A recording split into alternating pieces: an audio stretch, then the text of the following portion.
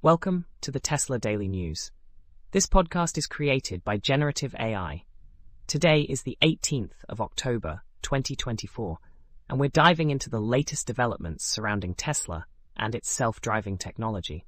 Remember, you can find links to all the stories we discuss in the episode notes. The National Highway Traffic Safety Administration, or NHTSA, has initiated an investigation into Tesla's full self-driving software following a series of crashes in low-visibility conditions. These incidents, which include a tragic fatality involving a pedestrian, have raised questions about the system's ability to handle scenarios like fog, sun glare, and dust storms.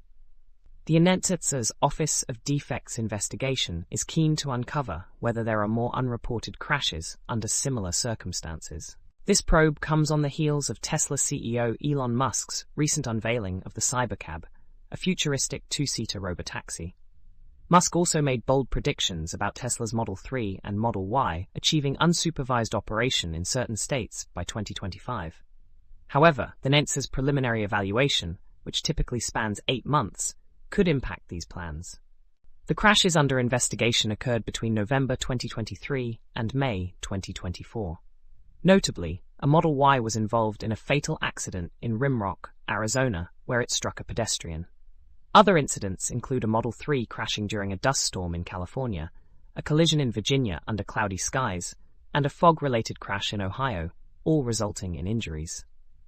Tesla's full self-driving software is already under scrutiny from the Department of Justice for its marketing claims, and the California DMV has accused Tesla of overstating the software's capabilities. The company is also embroiled in various lawsuits concerning crashes involving its Autopilot system, which has been a subject of NHTSA investigations for years. The NHTSA's investigation into Tesla's self-driving technology is part of a broader examination of approximately 2.4 million vehicles, spanning models from 2016 onwards. This scrutiny highlights concerns about the system's reliance on cameras for detection, unlike competitors who use radar or laser technology for better performance in adverse conditions. The political landscape could also play a role in the outcome of these investigations, especially if former President Donald Trump, known for his support of Elon Musk, returns to office. As of now, Tesla has not issued a comment on the ongoing investigation. That's all for today's episode of the Tesla Daily News.